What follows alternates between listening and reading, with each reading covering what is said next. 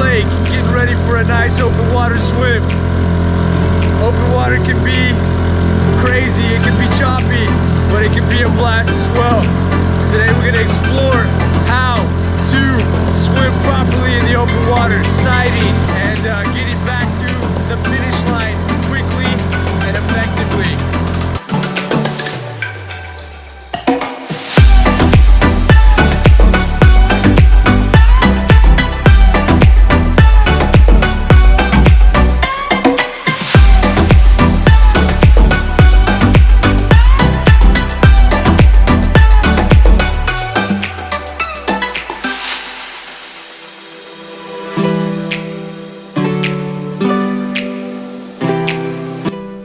When we're talking sighting, there are 4 key points that I want to zone in on. Number 1, in the beginning especially, it's important that every 6 to 10 strokes we're sighting. We're looking up, seeing where we're going. Why? Because if we go off course, we're going to be wasting a lot of time. On an Ironman distance, it's possible to go, I've seen athletes go 400 to 600 meters off course by just zigzagging around the course. If you do this, just calculate that. How long does it take you to swim 400 to 600 meters? How much time you're going to add on to your overall time. So in the beginning, we need to really find our line and sight 6 to 10 strokes. And you might say, Lucas, that's just going to tire me out. Well, it's not going to tire you out as much as swimming 400 to 600 meters extra if you lose course that bad. And in a shorter distance, even in a sprint distance, you go 50 to 100 meters off course, we're wasting time. We don't want to do that. Of course, later on into the race, you might catch a good line and you might not need to sight as much. But in the beginning, I recommend 6 to 10 strokes. Okay? And you might even have to take a double sight. Sometimes you look up and you didn't quite catch that line. Go up, take a double sight, and I'll give you a little glimpse of that right now. Double sighting is better than just guessing where you're going.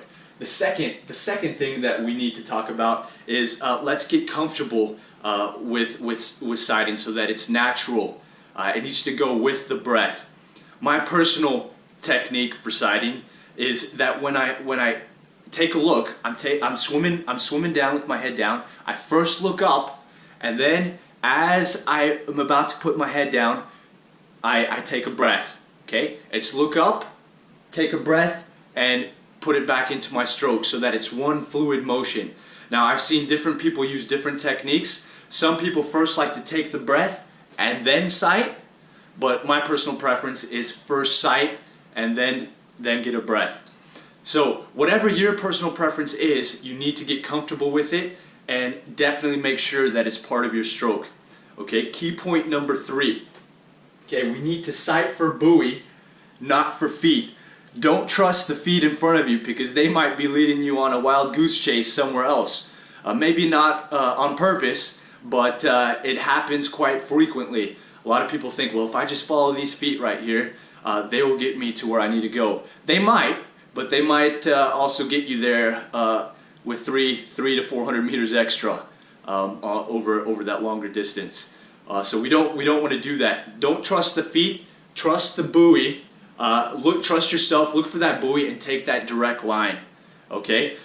Not that following feet is a bad thing, because drafting in open water is a huge advantage. You just have to make sure those feet are going the right direction.